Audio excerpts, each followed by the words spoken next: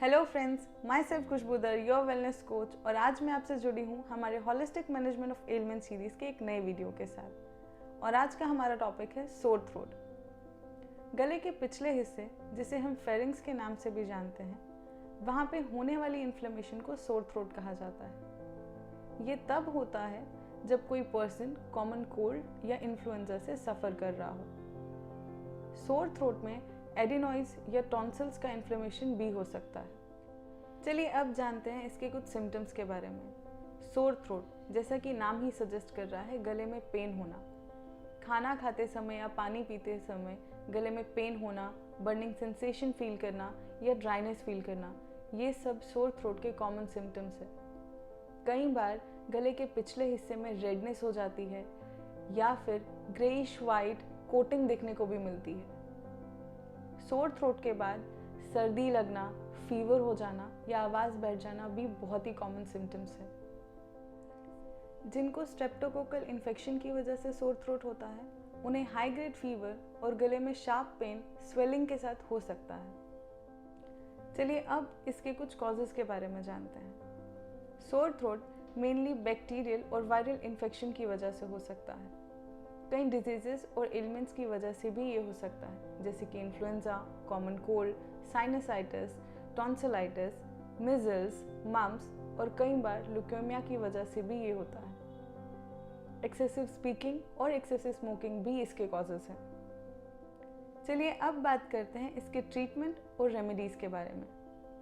Sore throat का नाम आते ही हमारे दिमाग में सबसे पहली चीज़ आती है गार्गल।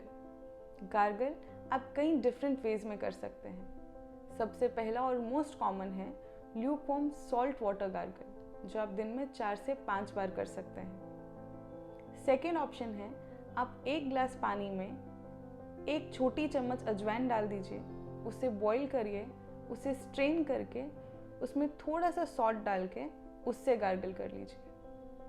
थर्ड ऑप्शन है, 1 ग्लास पानी में 3 से 4 पत्ते तुलसी के डाल के उसे बॉईल कर लीजिए और फिर उसे स्ट्रेन करके उसमें 1 पिंच हल्दी डाल के उससे गार्गल कर लीजिए। ये सोर थ्रोट के लिए बहुत ही बेनिफिशियल है। अगर हम नेचुरोपैथिक वेज को कंसिडर करें तो जूस फास्टिंग सोर थ्रोट के लिए बहुत ही बेनिफिशियल है। इसे हम 3 से 5 दिन के लिए कर सकते हैं।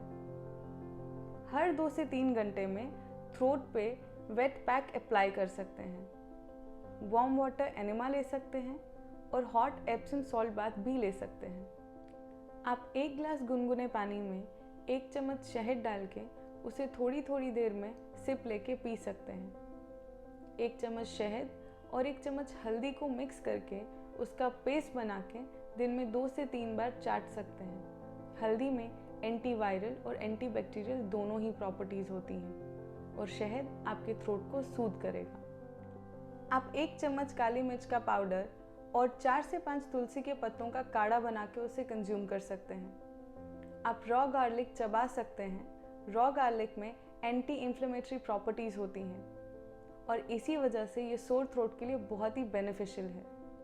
आप रैपिड टेम्परेचर चेंज को अवॉइड करें, यानी कि एसी में से बाहर सीधा डायरेक्ट धूप में या धूप से डायरेक्ट एसी में आना अवॉइड करें।